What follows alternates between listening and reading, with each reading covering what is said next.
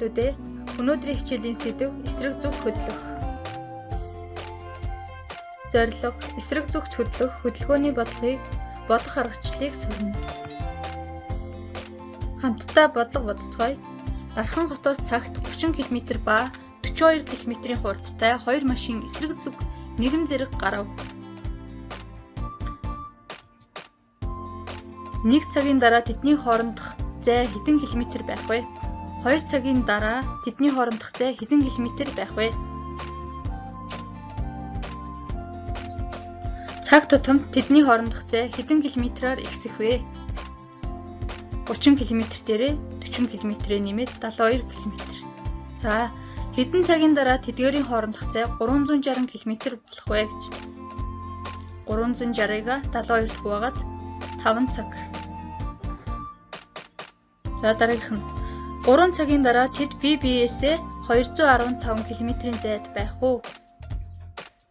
Байж болохгүй гэсэн хариулт гарч байна.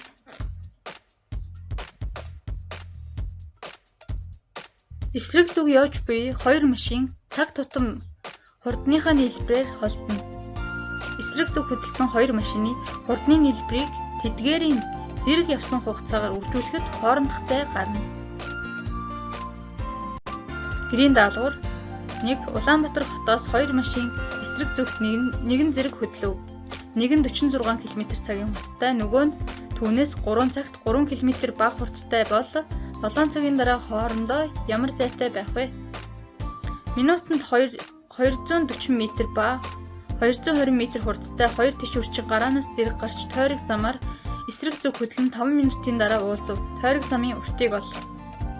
Нэг газраас эсрэг зүг хөдөлсөн бисийн хурдны нийлбэр 81 км, хурдны зөрүү нь 17 км бол тэдгээрийн дундаж хурдыг ол. Хэдэн цагийн дараа тэд хоорондоо 405 км зайтай болох вэ? Тус бүр хэдэн километр